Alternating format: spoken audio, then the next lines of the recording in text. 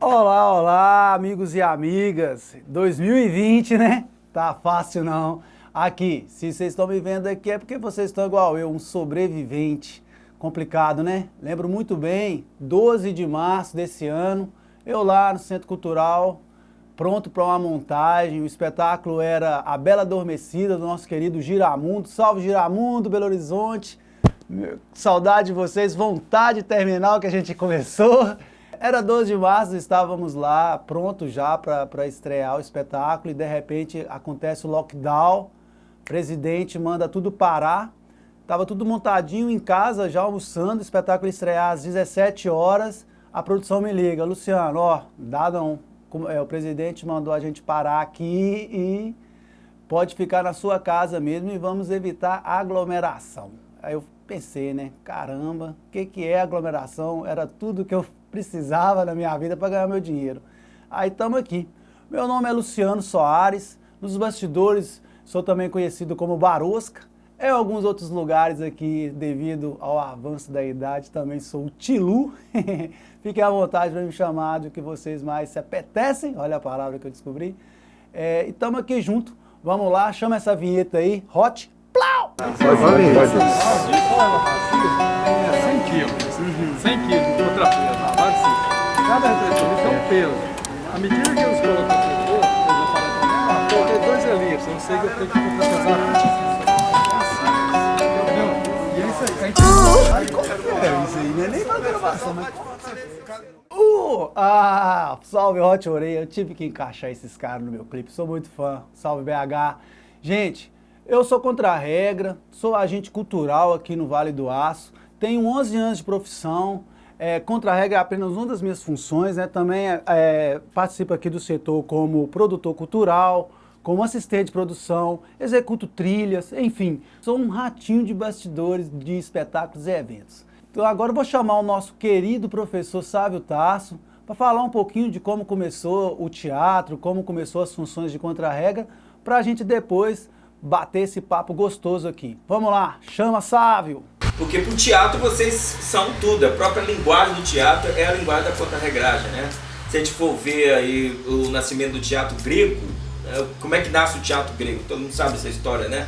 Nasce com as festas sagradas para o deus Baco, o deus Dionísio, né? Que é uma festa religiosa da antiguidade grega, e de repente no meio dessa festa uma pessoa pega as uvas e constrói uma máscara e naquele momento ele seculariza a festa, ele transforma a festa numa festa profana ao representar o deus Dionísio, como se ele assumisse naquele momento o papel do rei Dionísio. Esse é o ato inaugural do teatro. Então nós temos o quê? Uma pessoa que é um ator, mas antes de ser ator ele está fazendo a contra-regagem, que é justamente a grande mágica do teatro.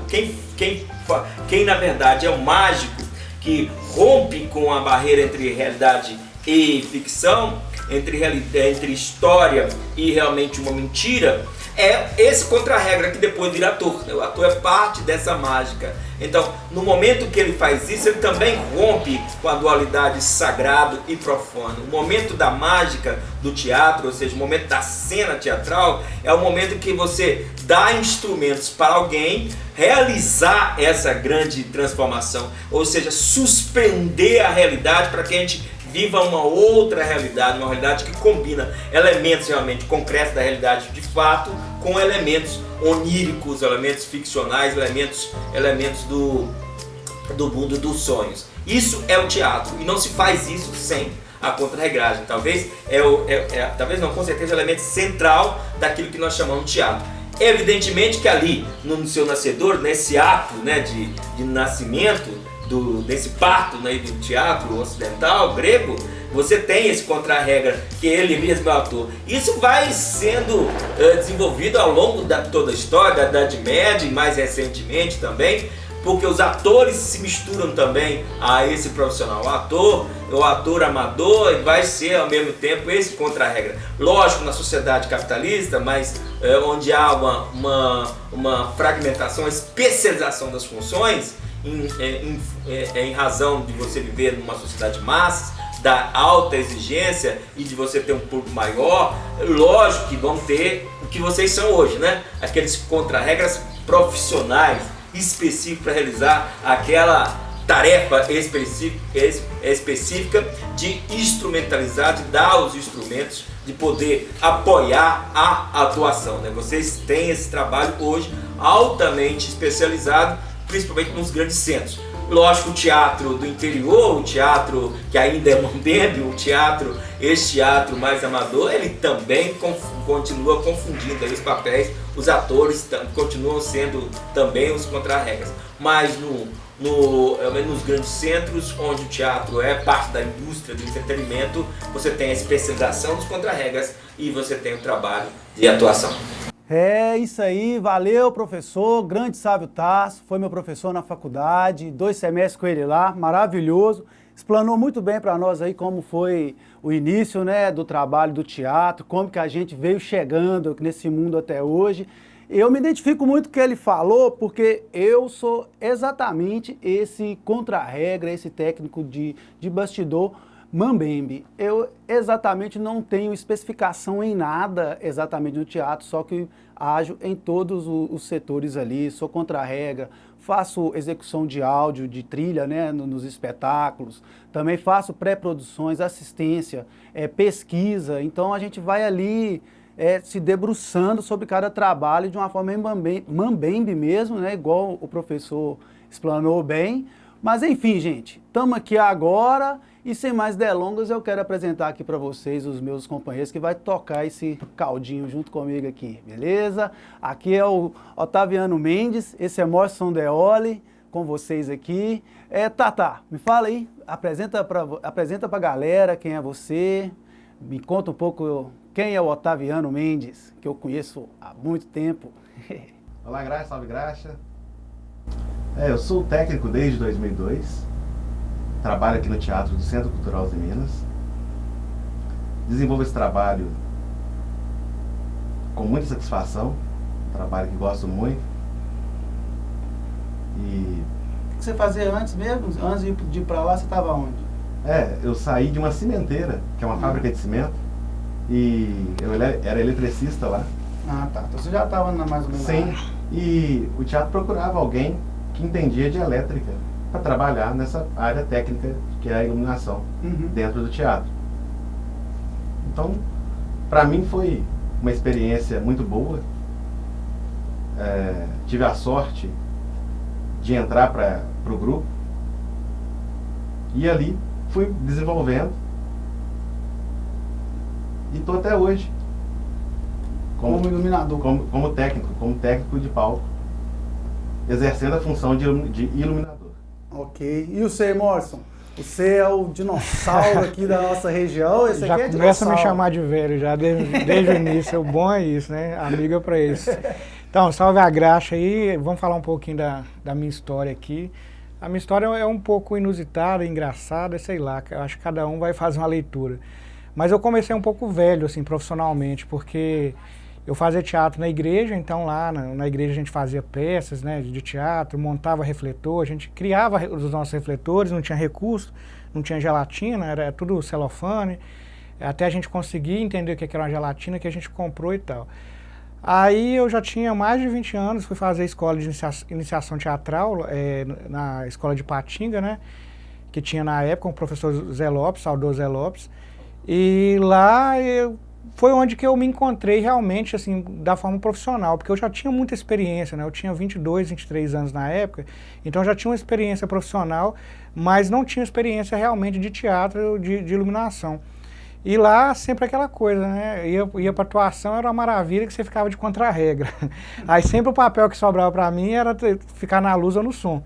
E aí eu decidi mesmo que o meu caminho era esse, eu não fui fazer a escola para ser um profissional, para ser um ator profissional, mas fui lá mesmo para fazer as conexões, encontrar pessoas, e a partir daí eu vi que eu tinha que estar nessa área de iluminação. E acabou que foi um momento que teve um boom cultural no Vale do Aço. Eu chamo muito isso de boom cultural, porque a Uzi Minas começou a investir muito em cultura, começou a ouvir um circuito Telemix celular, onde vieram vários espetáculos aqui para a região. E aí eu comecei a ver essa galera profissional, né, que vinha com mesa digital na época, que era novidade pra gente, mesa digital, tanto de som como de luz. E eu lembro uma vez que eu vi o Galpão apresentar, aí eu cheguei até os dois caras que estavam lá e falei, cara, o que que eu faço? Como é que eu faço para trabalhar que nem vocês? Eu quero fazer desse jeito, assim, eu quero fazer isso, assim.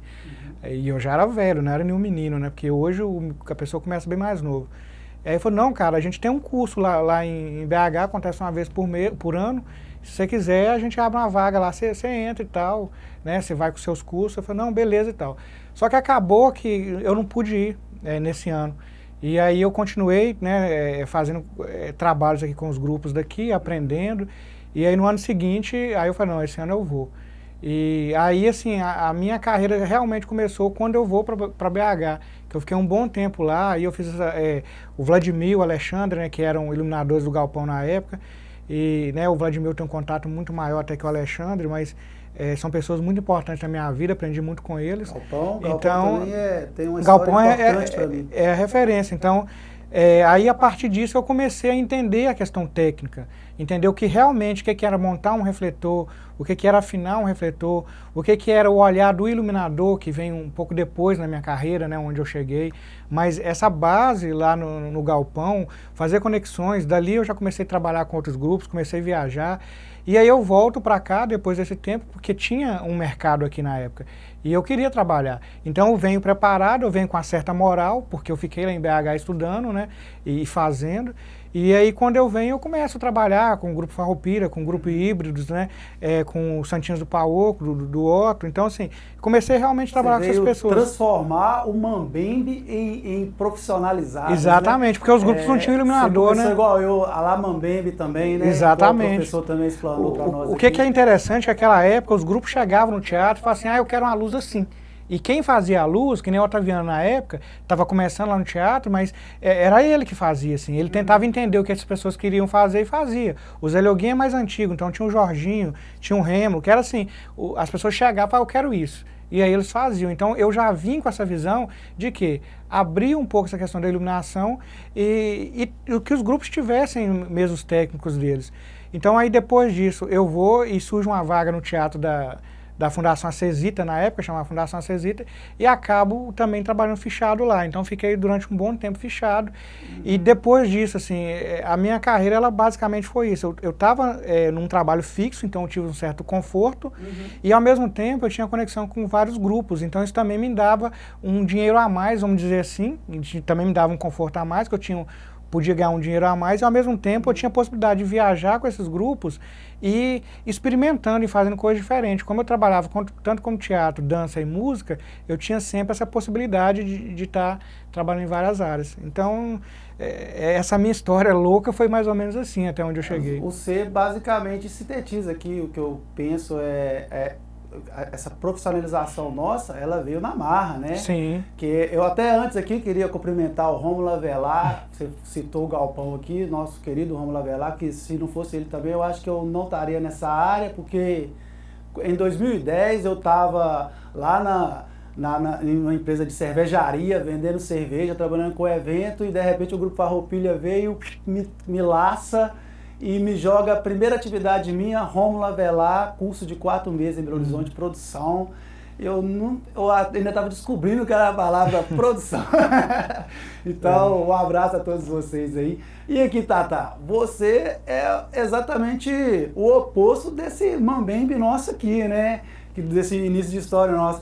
Lá no teatro, lá, como é que é? Que vocês praticamente, como é que fala? Gabaritam a profissionalidade aqui na cidade, que tá num teatro, né, com a tecnologia top, tá aí, se não me engano, aí deve estar entre os melhores da América Latina aí, né, em questão de equipamentos, né? Conta aí pra nós como é que é lá, cara, que eu amo aquele lugar, realmente. Luciano, vem de muito trabalho e lá no início nós também aprendemos na prática. Sim. Aprendemos muito com os grupos que vieram até aqui, com essa troca de equipes de fora, com a nossa equipe aqui do teatro. Uma equipe disposta a aprender, sim, aberta a entender como que é essa arte, como que funcionava a técnica, porque era difícil naquela época encontrar pessoas que quisessem trabalhar nessa área aqui na região, porque era novidade. Sim, verdade. Era novidade.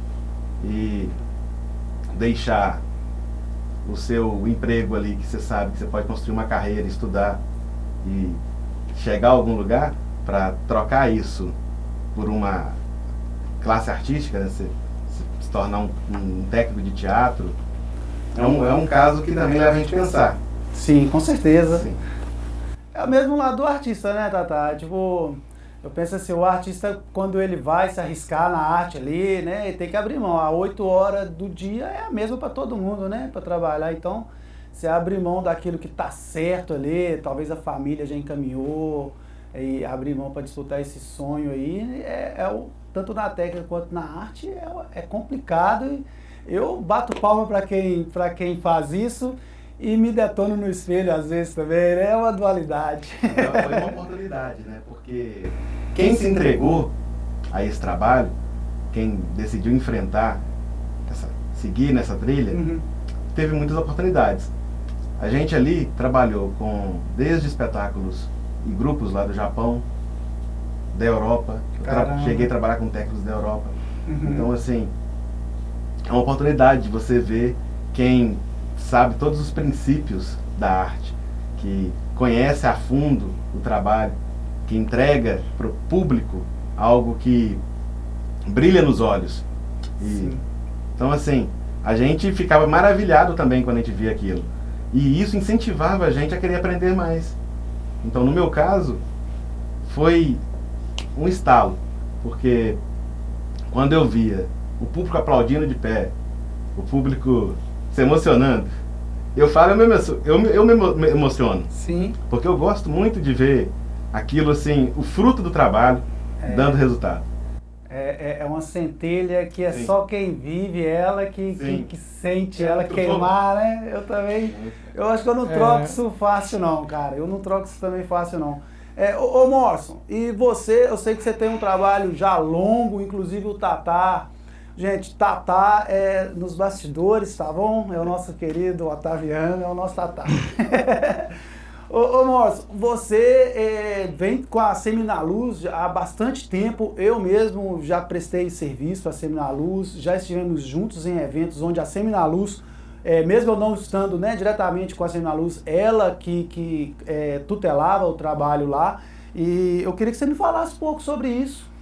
É interessante quando o Otaviano levanta esse assunto e você também, essa questão de escolha, né? Às vezes a pessoa ela precisa escolher, eu vou estar numa área muito diferente, né? Então, assim, quando começou o teatro, realmente não tinha profissional, não tinha ninguém gabaritado para estar no teatro. Diferente de uma capital. A capital já tem muita gente para trabalhar, porque a demanda ela é maior. E quando eu começo o meu trabalho, o que eu mais queria era informação. Eu queria informação. E lá nessa época não tinha internet, não tinha um celular que era um computador, não tinha nada disso. Então eu buscava informação e formação ao mesmo tempo. Eu queria ser melhor, eu queria aprender. E não tinha escola, não tinha curso, não tinha nada. Então o que eu tive que fazer? Eu tive que criar isso. Basicamente o Seminaluz ele fez isso. A gente começou a trazer curso, trazer oficina, trazer palestra. E a gente começou a criar bolsa de estudo. Depois a gente conseguiu publicar livro. Então a gente foi fazendo um monte de coisa que não tinha na nossa área. Não tinha, as pessoas não tinham acesso, então a gente começou a fazer aqui. Então o Seminaluz ele é um grande projeto, eu acredito que é o maior do Brasil, até porque eu não conheço nenhum outro, a gente já tentou buscar, mas a gente não conhece, mas é o maior projeto do Brasil, porque ele não é uma coisa só. Você vai ver projetos lá em São Paulo que ele é formação, ele forma técnico, outro forma iluminador. O Seminaluz ele traz uma possibilidade muito grande de você dialogar com a pessoa lá do Teatro da Vertigem, né? O Guilherme Bonfante esteve aqui 2 vezes, a gente teve essa oportunidade de ter essa troca com ele. Então, assim, são várias pessoas que vieram para a gente poder fazer essa troca. Então, nós também já fomos, né? Fomos para o Rio de Janeiro, fomos para São Paulo, Florianópolis. Então, a gente tanto traz as pessoas para cá, como a gente vai até as cidades também para buscar conhecimento. Então, essa minha necessidade de aprender fez com que eu quisesse também trazer oportunidade para as pessoas, porque à medida que a gente traz algo, né, que vai ser bom para mim, acaba sendo para todo mundo. Então, a gente buscou muito isso com o projeto, fortalecer algo aqui no Vale do Aço que não tinha, que era informação e formação. que era muito difícil, o acesso realmente estava com as pessoas. É difícil de hoje, que nem hoje você está no YouTube, você tem 1000 vídeos lá sobre grande MA, por exemplo, que é uma mesa de luz. Você tem 1000 vídeos sobre aquele assunto. Antigamente você não achava um. Hoje, qualquer dúvida que eu tiver, eu consigo ligar aqui para várias pessoas que conseguem na mesma hora me falar, faz isso aqui, faz aquilo ali. Antigamente, moça, não tinha. Antigamente, era assim, eu acho. Você fazia algo pro espetáculo acontecer, cruzava o dedo, aquilo dava certo, aí vinha alguém e falava assim, pô, você é profissional mesmo, hein? Aí a gente saía de lá. Sou profissional. E aí o mundo vai girando, né? Eu sou muito grato, Luciano, ao Morrison e ao Seminaluz. Sim. Porque eu também pude participar dessa experiência. Foi quando? Eu fui bolsista no Seminaluz. Isso foi que ano? 2012, não foi, Morrison? Sim. 2012. O Morrison me deu um presente. Ele me propôs para mim criar a iluminação de um espetáculo, que eu criasse a iluminação de um espetáculo, mas que essa luz dirigisse o espetáculo. Então eu convidei, na época, um bailarino excelente, ex-bailarino do Grupo Corpo, Peter Lavrati. Sim. O cara do coração muito grande, me ajudou muito. Ele topou, entrou com parceria nesse projeto. E eu criava a luz num 3D, no computador, e ali eu mandava para ele as possibilidades do que eu estava pensando. E nessa coisa da luz ter essa possibilidade que a gente tem com a luz de buscar os ângulos, de direcionar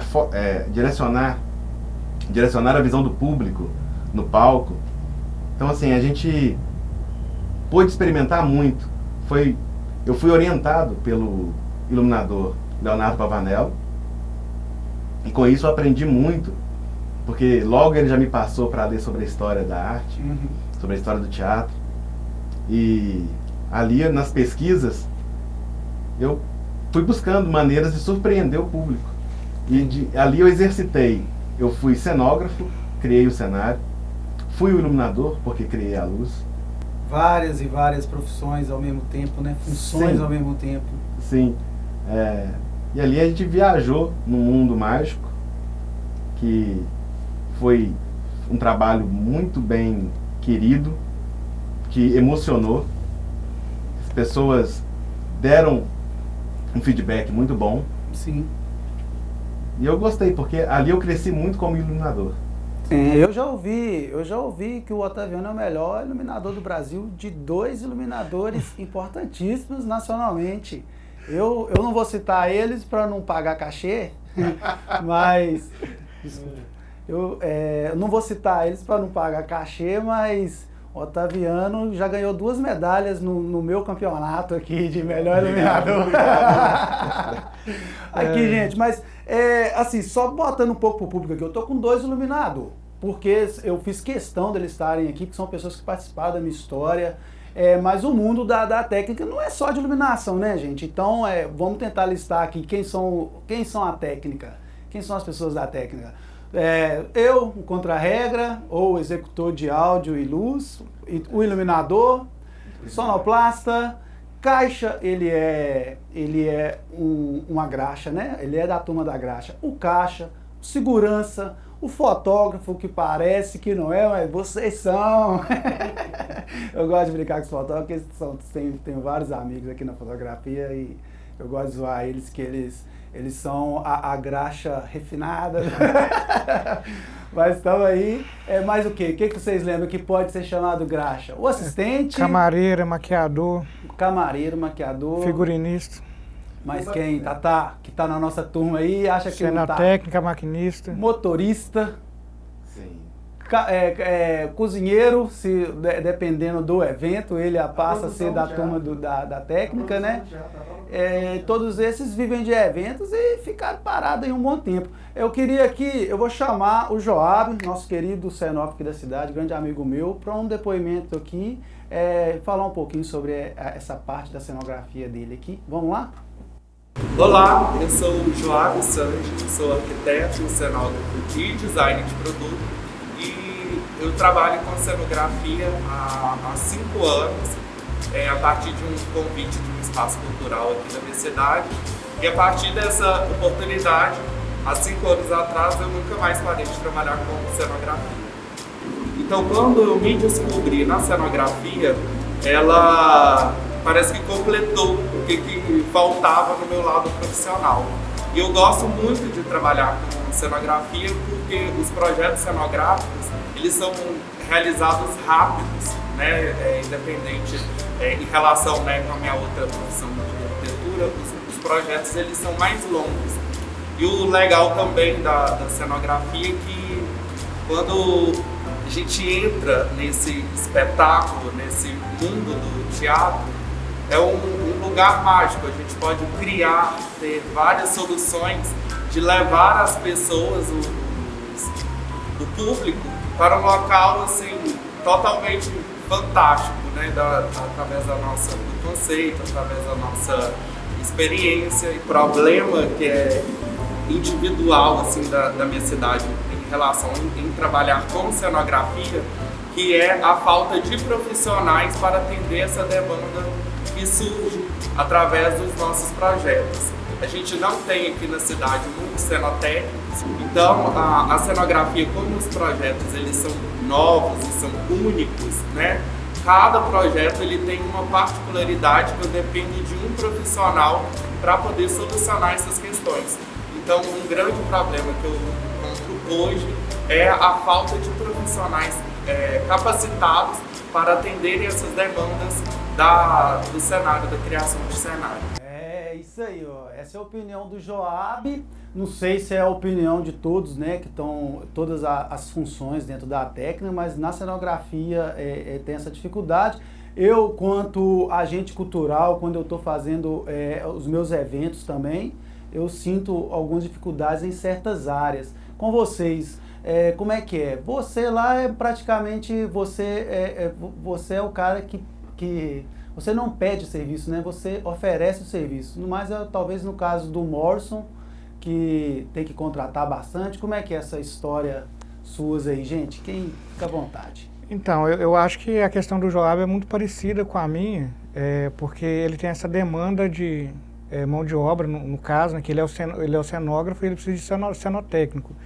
E eu acredito que ele pode ter essa questão da demanda porque ele precisa de um cara que entende de móveis para fazer um cenário, mas ele tem que ser um cara refinado, um cara que tem aquela maldade para fazer aquele cenário, que seria realmente o cenotécnico. É o cara que tem, é um serralheiro, mas não é um serralheiro, é um cara que é serralheiro, mas ele tem a maldade de fazer, ter o acabamento, né? E tal.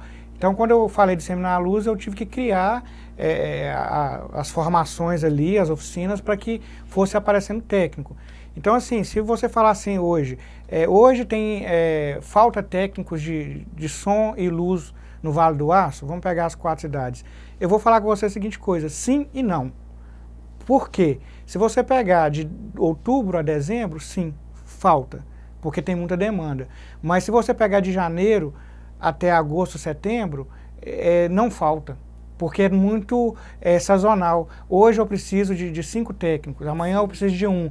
E as pessoas não podem trabalhar de freelancer, por mais que seja bonito, né? A gente fala assim, eu sou um freelancer, é muito bonito. A sensação que é o autônomo, mas, tá se dando bem. Mas como que ela paga as contas dela? Então, assim, eu acho que existe, hoje seria 3 possibilidades para uma pessoa definir, eu quero ser um técnico de som, um técnico de luz, eu quero estar nessa área. Ele teria, primeiro, trabalhar fichado, né? Trabalhar fixo, que é o caso do Otaviano, e eu já trabalhei dessa forma. Sim. A segunda é trabalhar fichado ou então de um certo contrato com um grupo que tem a demanda, com um grupo que viaja, seja uma banda, seja um grupo de teatro, alguma companhia ali que dê demandas para ele, para que ele consiga ficar por conta disso. E o terceiro, virar um empreendedor, que é o caso que eu virei. Eu tive que me tornar, eu fiquei um tempo na empresa, mas eu vi que não dava mais para mim, porque eu não conseguia cumprir minhas atividades na empresa e fora da empresa. Então eu sempre tinha que optar pela empresa, porque lá era o que bancava o meu salário. Sim. E aí eu falei, não, eu quero fazer as 2 coisas, eu quero ter esse e o de cá. Eu virei empresário, é muito mais difícil, porque aí é você que tem que criar suas demandas, é você que tem que ter sua estrutura. Mas então assim, Precisa de formação? Sim, sempre vai precisar de formação. Mas, de certa forma, eu não acho que falta profissional. O que a gente precisa fazer hoje, não só aqui na nossa região, mas em Minas Gerais inteiro e um pouco até no Brasil, que é fortalecer a nossa área, valorizar. A pessoa precisa ter orgulho de falar assim, eu sou um técnico de som, eu sou um técnico de luz, eu sou um iluminador. A pessoa precisa virar e falar assim, eu ganho 3 salários para fazer isso, sabe? Não assim, eu ganho R$500 hoje, 200 amanhã. Então eu acredito que a gente precisa fortalecer essa área para que quando eu como empresário vou lá vender meu serviço, eu vou lá vender uma iluminação, um som, eu vou lá fazer um evento, eu preciso de vender. Quando eu vou dar o valor, o contratante não fala assim, tá caro. O contratante precisa entender que eu tenho funcionários que são fichados, que são carteira assinada, que é a minha realidade hoje. Hoje eu tenho funcionários fixos. Então, assim, para eu poder pagar esses funcionários que têm que alimentar a família deles, eu preciso cobrar um preço diferenciado no mercado. Porque se eu cobrar o mesmo preço que a pessoa que contrata freelancer cobra, eu não vou conseguir pagar minha mão de obra e não vou conseguir atender o meu cliente. Então, eu preciso cobrar, não é que é mais caro, eu preciso cobrar o que é real. Eu preciso cobrar um valor que eu pague meus impostos, que eu pague meus funcionários e que o meu funcionário tenha orgulho, porque os meus funcionários têm orgulho de trabalhar, de ser o que eles são, porque eles são técnicos realmente. Então, eu acredito que a gente precisa trazer para a discussão cada vez mais isso. Eu preciso ter orgulho, assim como o médico tem orgulho, o técnico precisa ter orgulho de ser quem ele é e precisa receber bem para fazer isso. Com certeza. Eu vou chamar aqui agora o nosso amigo Nitim Dias, ele trabalha com audiovisual, é microempresário da região também. Vamos ver o depoimento dele, a questão disso também, conhecer um pouquinho da história dele. Meu nome é Nitim Dias, sou técnico em audiovisual, produtor e microempreendedor. Comecei a trabalhar com evento em 2000, passagens curtas em algumas empresas, bandas, e em seguida uma empresa de baile, né, de casamento, que é a Sax Companhia. Posteriormente, 8 meses eu fui para o teatro. É muito prazeroso você ir trabalhar num evento, poder realizar o desejo do cliente, realizar o sonho do cliente, e concluir isso de forma excepcional é maravilhoso, assim, receber o elogio do cliente. Não existe coisa melhor no mundo. As coisas começaram a ficar complicadas para todo mundo. Eu tive um monte de evento cancelado, uns adiados na expectativa e na esperança de um dia melhor, mas não teve jeito mesmo, teve que parar, teve que frear. Foi necessário todas essas medidas de parar, de rever os protocolos, eu achei fabuloso. Eu, do meu ponto de vista, tinha que ser mais rígido, né? Pós-pandemia, essa questão esse tempo que eu fiquei parado em si, eu não consegui fazer muita coisa, né? Porque o nosso ramo é muito trabalho, porque a gente depende do sistema funcionando e o sistema ficou parado, as empresas ficaram paradas, os órgãos públicos ficou parados.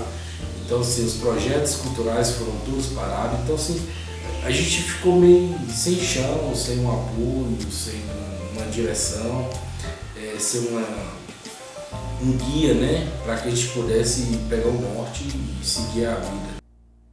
É isso aí. Nosso amigo Nitim Dias foi bem claro aqui e já está trazendo a gente para o próximo tema, que é o que eu quero saber de vocês aqui. Como foi a pandemia? Eu mesmo aprendi a plantar, eu aprendi sabe aqueles macramê para colocar plantinha? Aprendi também. Enfim, o meu primeiro mês em casa foi no estilo vovozinha e depois eu já estava no estilo Homem-Aranha, subindo a parede. E você, Tata, como é que foi? Vocês pararam lá? Como é que foi a vida lá no Centro Cultural? Eu não vi a hora de voltar a trabalhar, voltar a produzir. A reação, ainda bem que houve a reação. Porque eu acredito que o que a gente tira dessa pandemia agora, que a gente vai ter que levar e aprender, é aprender a reagir mais rápido. Isso, também sinto. Porque assim que começaram as lives, a gente viu que tinha jeito. E fez igual aquelas camisas do Paraguai. Acho que hoje quem tá aguentando live, hein? Se eu abrir essa geladeira aqui, eu acho uma live. Mas foi necessário. Foi necessário. Foi o caminho que tinha, a gente fez no estilo Verme. O buraco que tinha, a gente entrou nele e foi embora. E acredito que isso segue. Porque talvez é uma saída para os espetáculos, né, conseguirem até mais renda.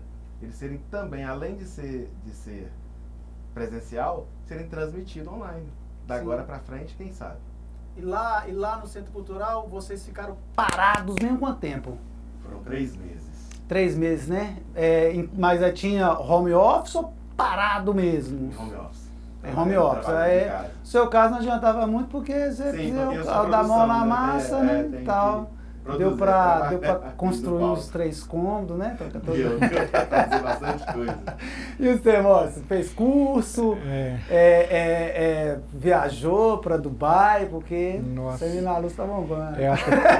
Acho que os 3 meses foram os piores, porque assim, a gente tinha essa noção de que primeiro assim, maio vai voltar devagar, depois junho vai voltar devagar, depois julho vai voltar. E nada aconteceu. E a gente que é da área de eventos, a gente depende de aglomeração. Isso. E uma coisa que a gente acha que ficou claro pra gente é que não se faz evento sem aglomeração. Porque se você for fazer uma live, de certa forma você vai ter gente aglomerado. Né? Por mais que você tá na sua casa, lá você vai estar aglomerado, lá na live vai estar. Então, assim, pra mim foi difícil, porque como eu tenho empresa, eu fiquei, não plantei nada, não fui fazer nada manual, pelo contrário, eu acho que foi o tempo que eu mais usei a cabeça trabalhando, buscando possibilidades, estudando, tentando formas, tentando achar a fórmula sagrada, né? Tentando achar alguma coisa. Eu fiquei quase de todas as formas. Né? E teve um ponto também que eu quero bater nesse ponto das lives, que foi péssimo. A live, eu acho que para a área de eventos foi a pior coisa que já inventaram, porque desvalorizou demais o mercado. As pessoas estavam sem trabalhar e para trabalhar muita gente teve que jogar o preço lá no chão. Então, assim, eu não vejo nada de benéfico que essas lives ficaram, a não ser do Gustavo Lima, né? A não ser a live do Gustavo Lima, que tinha R$1 milhão. Não o caso do Gustavo Lima, porque não é muito o meu gosto musical, mas eu fui ver live, por exemplo, assim, Skank ou uma banda bem grande, e eu acho que perde a qualidade, tira um pouco da emoção. Sim, mas ele tinha dinheiro bancando, eu tô querendo dizer isso. Eles tinham top, né? Eles tinham dinheiro. Nós aqui, quem tá mais na linha de baixo, realmente, eu acho que eu só consegui ver 3 meses de live, vocês me desculpem aí, meus amigos que fazem live direto, eu amo vocês, a gente se encontra pela rua. Aqui, gente, eu quero falar com vocês, lógico, vocês já sabem, talvez o público não sabe, a turma da graxa durante o Brasil. O que aconteceu? Com essa pandemia, todo mundo da Tech teve que se virar, igual vocês explanaram aqui mesmo, e começou a surgir movimentos mesmo, né, patenteados, que foram para brigar com os governos federais, estaduais, a troco de recursos para a gente, que no nosso caso aqui em Minas, a gente tem o Salve a Graxa, BH, que está nos cuidados do Felipe Amaral e a turma dele, fizeram um excelente trabalho, Skank, Rogério Flauzino, vários artistas fizeram live para essa moçada durante a pandemia, e eles conseguiram alimentar, se não me engano, mais de 700 bocas do grupo deles, assim, contundentemente, não aquela coisa esporádica, até hoje. Se eu não me engano, foi em setembro que eles encerraram um pouco as atividades com o movimento Salve a Graxa, porque aqui em Minas, o governo, né, da partir de agosto, começou a liberar algumas coisas e essa galera começou a voltar gradativamente, eles estão conseguindo trabalhar. Tem um outro grupo chamado SOS Graxa, que esse aí é um xodózinho meu, é lá de Espírito Santo, da galera do Cristiano Caetano, da Ju e da Lúcia, que bateram um bolão lá também. Vamos pegar, eu consegui, né, um depoimento do Cristiano, vamos trocar, é só ver o que ele tem para falar com a gente aqui?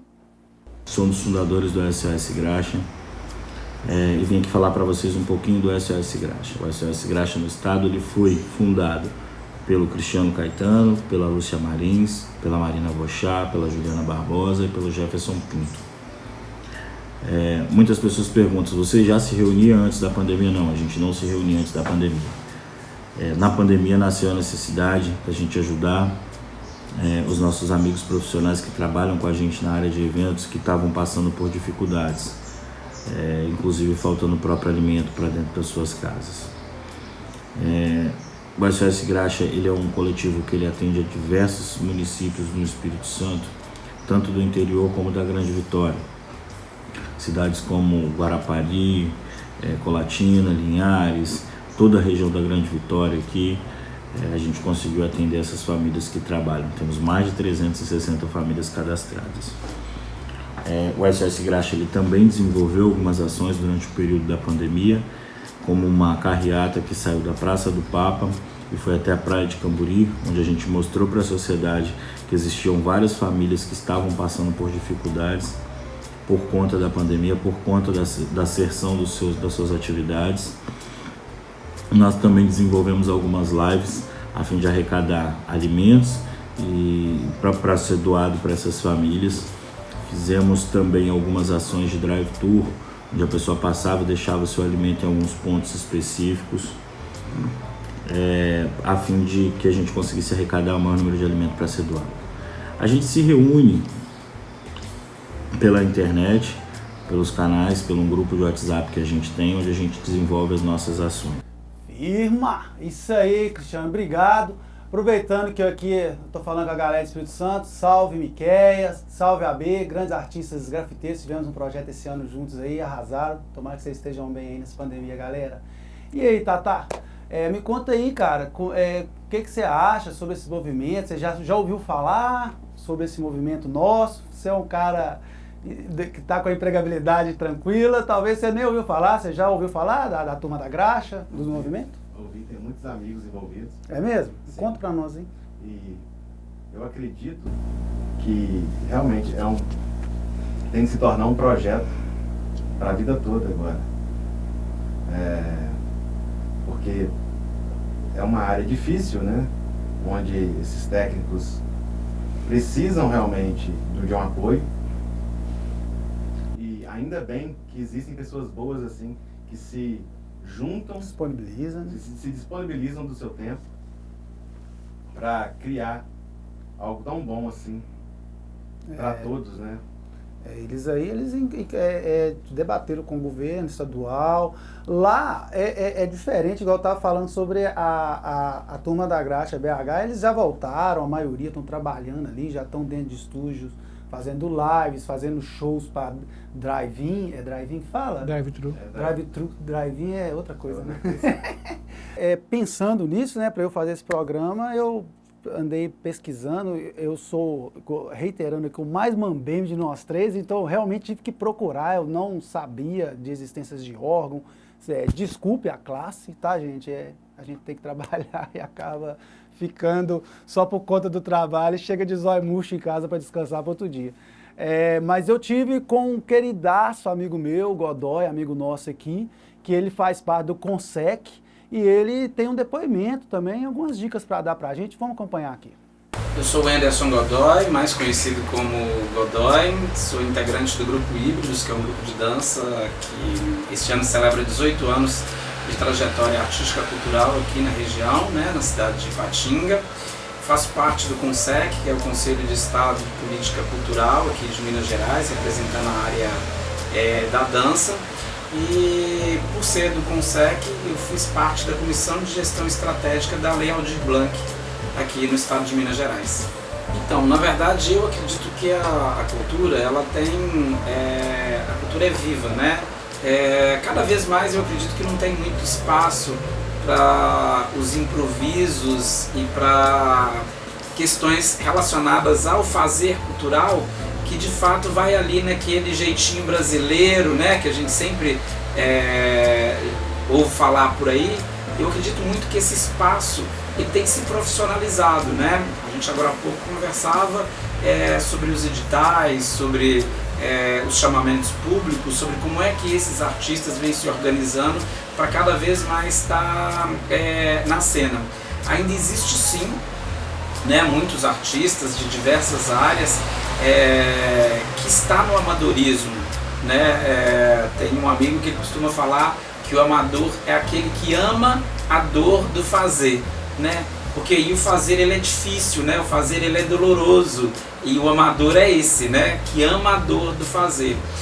A questão da pandemia, por exemplo, como é que todos se organizaram para poder estar nas redes sociais, né? Para poder criar, sei lá, canal no YouTube, bombardear, né, as suas redes sociais como Facebook, Instagram, levando programação, por exemplo, para os canais digitais, coisas que a gente não via há alguns meses atrás, né? Então eu acredito sim que a classe cultural, de certa forma, seja a dança, teatro, circo, a música, ela sim está saindo aí de um amadorismo e sim caminhando aí para um profissionalismo em sua área.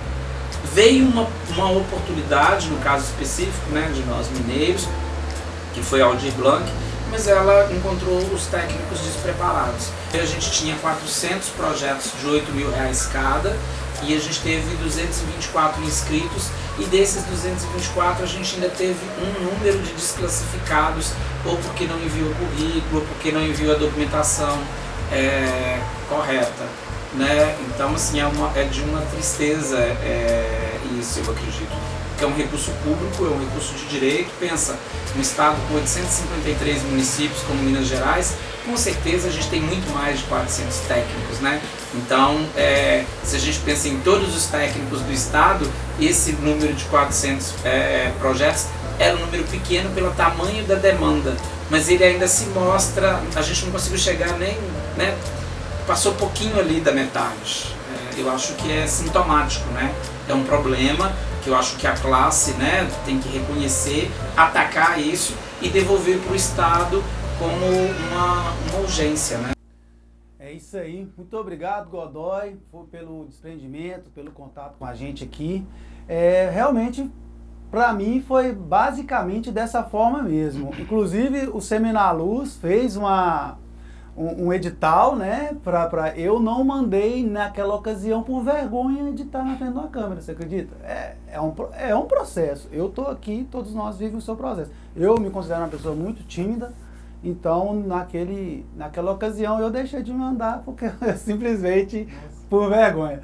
E nesse último que teve, eu também não pude mandar por afazeres mesmo, não tive tempo de poder parar e fazer o projeto. Aí eu quero. E você concorda com o Godoy, moça? Você é uma pessoa que teve já, né, como conselheiro do Estado, não é? Conta um pouco disso para nós. Na verdade, eu fui parecerista, né, tanto de Patinga duas vezes. Parecerista. Parecerista? O que é isso? A COPEFI, que é a comissão que avalia os projetos da lei estadual. Eu já fui da lei estadual 2 anos e fui de Patinga também 2 anos, né? Sim.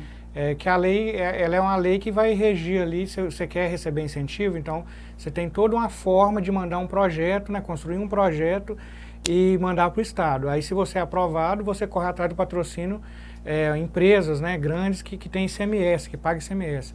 Esse dinheiro é debitado no ICMS da empresa. Sim. Então, na verdade, funciona dessa forma. Essa é a realidade que o Godoy trouxe, né, o Godoy é o produtor do Seminaluz também desde quando começou, amigão nosso aí. Uhum. É uma realidade nua e crua. Por quê? Foi a primeira vez no estado de Minas Gerais, eu vou falar de certa forma no estado de Minas Gerais, que existiu um edital específico para técnico. Quando a gente começou, a gente tem um outro grupo que chama Multicabo, que a gente estava articulando muita coisa junto, né, que a maioria das pessoas é de BH e eu sou do interior. A gente estava discutindo uma bolsa de R$2.500. A discussão era para que brigasse para que o técnico recebesse uma bolsa de 2.500 e fosse 300 bolsas. Aí a discussão foi, não, vamos pedir de 3.000 e tal. E essa discussão foi indo. Eu sei que depois que começou a discussão mesmo na mesa, de R$3.000, que era o objetivo, a bolsa foi para 8. A bolsa foi para 8.000. Então pensa bem, a gente estava pensando em 300 bolsas e aí foi para 700, porque tinha uma segunda chamada. Caso a primeira chamada de 400 tivesse mais pessoas, eles iam abrir uma segunda chamada para dar mais bolsas ainda. Então, era previsto 700 bolsas e teve apenas 224 inscritos. Então, assim, caramba, é muito triste porque não tinha lá, assim, bolsa para produtor 8.000, bolsa para ator 7.000, bolsa para técnico 3.000. Não, era nivelado. Era nivelado, artista, produtor, todo mundo era nivelado igual. Que é então, um legado, né? A pandemia e outra coisa, pra gente essa obrigação de igualar os técnicos com os atores sim, e os outros agentes da cultura. E o mais interessante é que não precisava fazer vídeo. Era uma bolsa para estudo, era chamado de bolsa de criação. Qual que era a sua proposta? Eu quero estudar operação de luz durante 2 meses. Mas, eu quero... Era só isso. Quais os meios de comunicação a secretaria, é a secretaria que eu falo? Sim, Secretaria de Cultura. Qual é o meio de comunicação que a secretaria usou para trazer isso para os técnicos? Assim? Foi só através de outros profissionais? Por exemplo, o seu canal divulgou isso. Sim. Mas foi só através disso ou teve propaganda nacional, em rede nacional? Porque se chegou até mim, até eu... Se chegou até eu, chegou através de grupos e passou batido. Sinceramente, a da Bolsa passou batido para mim. Então, Luciano, eu tenho um projeto do Arte Salva, que eu vou fazer um vídeo que é sobre o técnico de eventos, eu até uso a palavra eventos para abranger mais, o técnico de eventos como empreendedor cultural. O ano que vem eu vou estar finalizando esse vídeo e eu abordo exatamente esse tema. Essa pergunta é que eu respondo para todo mundo quando eles me fazem essa pergunta assim. Eu não fiquei sabendo como foi divulgado. A secretaria divulgou? Divulgou. Nos canais dela, né, através do site, através de diário oficial. Ela fez toda a comunicação como se há de fazer qualquer comunicação. Não se... Chegou em você, Tatá? Não... Chegou, Eu entrei pelo canal do Senador. Você perdão, mas interrompendo você. Você faz parte da... Você está nesse projeto? Estou nesse projeto também. Você foi contemplado lá? Fui contemplado. Que bom, que bom. O que acontece que eu falo com as pessoas? Todo mundo tem um grupo... todo mundo tem vários grupos de WhatsApp. E geralmente tem de tudo nesse grupo WhatsApp. Então por que você não pode ter um grupo de pessoas que estão buscando essas editais e tudo mais, sabe? Você segue lá um artista famoso. Por que você não segue a Secretaria de Cultura? Sim. Então, na verdade, isso quando eu estava na faculdade, eu tinha uma professora de Direito que ela falou uma coisa que eu não esqueço nunca. A lei não é para os que dormem. Então, se você quer alguma coisa, é você que tem que correr atrás. Ela é inerte, né? É o princípio ela é para todo mundo. Justiça, né? Ela é para todo mundo. Então, se eu quero ser beneficiado, é eu que tenho que buscar informação. Não é o Estado que tem que ficar correndo atrás de me informar. Ele vai fazer a parte dele. Agora cabe a cada um. E uma outra coisa também que eu aprendi, eu deixo para todas as pessoas que estão lá, gente, ninguém tem que saber fazer projeto. Ninguém é obrigado a saber fazer projeto. Agora você precisa saber que existem pessoas que sabem fazer. Sim. É o caso do Otaviano, por exemplo, né? Eu geralmente faço o projeto do Otaviano, ele tem a ideia e tal, mas eu faço para ele, porque eu lido melhor com essa área, entendeu? Eu sei mais fazer com essa área, então tem vários amigos que eu gosto, eu coloco à disposição para fazer, para todos os amigos que eu estou ali, ele quer, eu faço. Então assim, o que a gente precisa muitas vezes é estar perto dessas pessoas.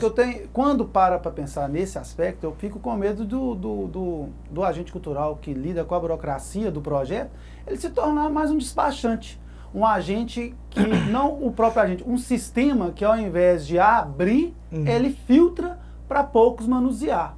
É igual um sistema que isso é tradicional no Brasil aqui, não sei se no mundo é assim, é os despachantes de carro, que é um trâmite que você poderia fazer ele pela internet, mas a burocracia vai gerando tanta burocracia ali em torno daquilo que você prefere ir lá pagar 150, 200 reais para um cara poder agilizar isso para você. Que você pode tentar fazer e você não consegue. Parece que tem uma mágica ali que só quem vai receber é 10% normalmente, né? Que quem escreve um projeto recebe. Então, o que você acha sobre isso de ao invés também? Que eu sei que isso é a saída, porque a gente tem que lidar com a realidade. Eu sou um cara pragmático, mas por que a gente também não pensa em simplificar isso? Porque eu para captar R$4.000, que é o valor destinado para esse projeto que eu estou executando aqui agora com vocês, eu tenho a mesma burocracia praticamente de quem está pleiteando 1,5 milhão, 5 milhões, entendeu? Então, qual que é a grande questão? Primeiro é o seguinte, questão de agente despachante. Sempre vai existir a seguinte questão. Por exemplo, hoje, vou dar o exemplo de hoje, eu sei pintar. Eu comecei minha carreira antes de estar nessa área, eu fui pintor, eu fui pedreiro, eu tenho todas essas habilidades aí, eu sei fazer. Mas hoje mesmo eu fiquei trabalhando em casa para um pintor fazer uma pintura lá na minha casa. eu não tenho tempo mais para pintar, entendeu? Então, eu prefiro pagar alguém para pintar para mim. Porque no momento que eu estava lá pintando, eu tive que ficar dentro de casa, mas estava trabalhando no escritório em casa, eu estava desenvolvendo outros trabalhos. Então, eu penso o seguinte, você sabe tocar violão? Então vai tocar violão. Você sabe trabalhar com câmera? Vai trabalhar com câmera. Então eu acho que cada um precisa buscar fazer o que ele sabe fazer. Ninguém precisa ficar fazendo 10 coisas ao mesmo tempo, entendeu? Eu acho que a gente tem que buscar fazer o melhor que a gente sabe fazer. E aquilo que eu não domino, eu passo para outro. E o caso da pintura que eu estou dando um exemplo é muito claro. Eu não sei fazer projeto. Tá, você não sabe fazer projeto, mas tem quem sabe. Então passa para quem sabe. Não, eu quero aprender. Beleza. Então busca conhecimento e vai fazer os projetos. Mas não dá para você ficar falando que não teve oportunidade. Então, a burocracia, ela é o seguinte, ela sempre vai ser a mesma para você ganhar R$1 ou R$1.000, para o governo vai ser a mesma, porque a responsabilidade é a mesma, os papéis são os mesmos. No caso da Aldir Blanc, foi muito simplificado, mas o simplificado também não é tão simples, porque tem processo, é documento, você tem que anexar, aí tem a idade, 2 anos de comprovante e tal. É muita coisa, muita gente foi desclassificado. Agora, assim, cabe a gente acabar com essa burocracia? Não. Infelizmente, não. Cabe a gente seguir a burocracia. Ou otimizar ela. Né? Entendeu? Agora, imagine bem, você gosta... Que já é uma otimização as plataformas, Sim. Né? Antes você mandava... Era tudo papel. Tudo muito mais complicado que agora, que é uma plataforma que você acessa... É muito mais fácil. Isso aí é uma coisa, o quê? 2 anos de pra cá, né? Por aí. Agora, deixa eu te dar um exemplo. Vamos imaginar que você, eu não sei qual que é o seu estilo, mas vamos imaginar que você é roqueiro, você gosta de rock pesado. Aí, alguém vai e te chama, um amigo seu te chama para ir lá num pagode. Aí você vai para agradar o amigo, só que você fica lá todo incomodado porque tá tocando pagode, você gosta de rock. Entendeu? Então, assim, o que eu tô querendo dizer? Você tem que ir conforme a música. Então, você não vai. Se você foi no pagode, você vai ter que ouvir o pagode, você vai ter que conversar com todo mundo e tal. Então, se você quer entrar no meio cultural, você quer ter projeto aprovado, você vai ter que lidar com o sistema. Não quer dizer que você tem que aceitar da forma que é. Através de reuniões, né, existiu essa comissão que facilitou muita coisa. Então, assim, você vai construindo, se chama política pública. Mas não adianta eu criticar o sistema e não tentar me adequar a ele. É melhor eu me adequar a ele e com o tempo moldando de que eu só ficar criticando o sistema. Então, infelizmente, é isso. A gente precisa. Você quer? É desse jeito. Se você não quer, ou o outro vai pegar ou então o dinheiro vai sobrar. Sim. Que é o que aconteceu. Contrata alguém, igual você falou no princípio, né? Você contratou o Morrison para esse daí também? Você vai fazer o que agora? Qual que é o seu projeto? A minha área é palestra de iluminação. Então, eu deixo a parte burocrática com o Morrison. Que é amizade, tá, gente? Só para deixar claro, isso aqui é amizade a partir de longos anos. Não existe. Eu desenvolvo o projeto. A galera da iluminação, eles se aglutinam de uma forma, tem um sindicato próprio. Sim. É verdade. Tô brincando. Mas aí vai ser executado agora? Já executou? Sim, não vai ser executado ainda. Que dia? Que dia que você entra pro estúdio? Ou não é estúdio? Não, esse não. Esse é uma palestra, não, né? Vou fazer um curso. Né? Vou fazer um curso e depois apresentar o que eu aprendi no curso. Entendi.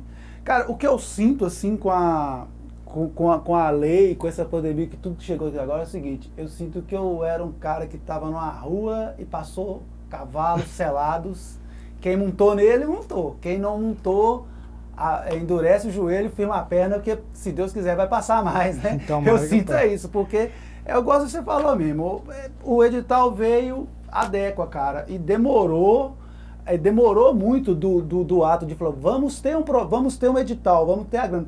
Foi um espaço longo até essa grana chegar. Então deu tempo todo mundo para quem acreditar.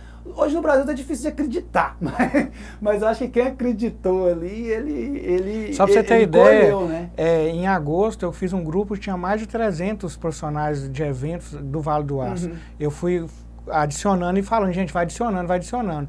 Esse grupo era só para eu passar informação. Eu tô assim, gente, vai vir a Lei Aldir Blanc, esteja preparado, vai abrir edital no estado, na sua cidade, esteja preparado. Então, eu desde ali, finalzinho de julho a agosto, eu já estava alertando as pessoas, porque eu sabia que ia acontecer. Muita gente não acreditou. Muita gente não acreditou. Eu, a princípio, eu não acreditei, porque não era comum, né? Sim. Não era comum, não tinha, igual você mesmo falou anteriormente, que foi o primeiro edital contemplando técnicos, né? Agora chegou a hora daquele puxãozinho de orelha da nossa querida presidente do SATED, a nossa querida Magdalena Rodrigues.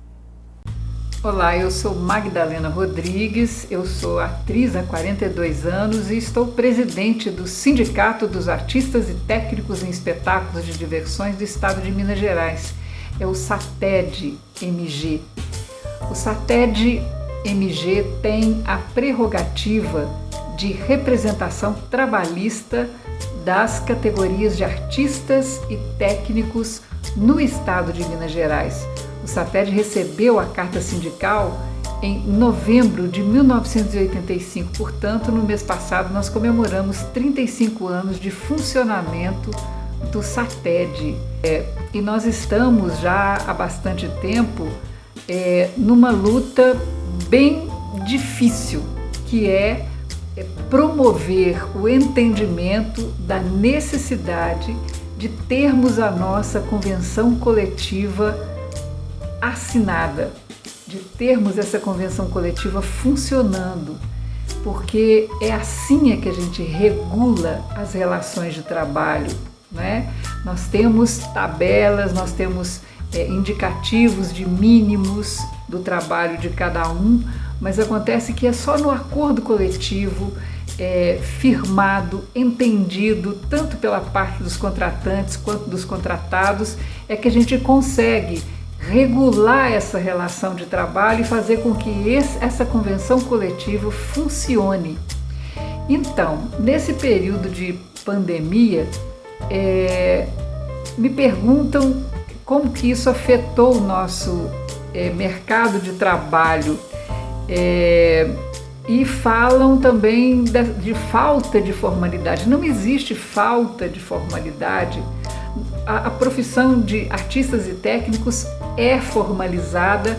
Nós temos um quadro de funções com mais de 150 funções descritas, definidas, né? Que nós precisamos, inclusive, nos mobilizar, nos juntar, nos unirmos cada vez mais para a gente conseguir reformular, modernizar esse quadro anexo de funções de acordo com as novas tecnologias e com as novas funções que foram aparecendo ao longo desses 42 anos de regulamentação da profissão de artistas e técnicos. Eu só posso enxergar um caminho, é a aproximação do sindicato representativo da categoria.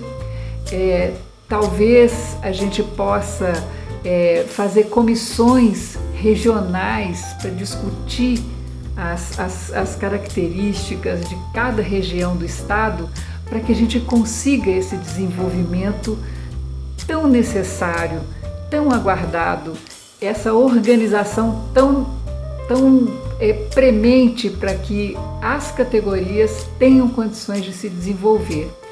Venha para o nosso sindicato. Salve, salve, Magdalena. Brigadíssimo, tá? Pela sua disponibilidade, pelo carinho comigo durante as nossas conversas. Eu quero ver com vocês. Vocês concordam com a Magdalena? 42 anos já que tem a formalização do setor. Eu não tenho DRT. Você tem DRT?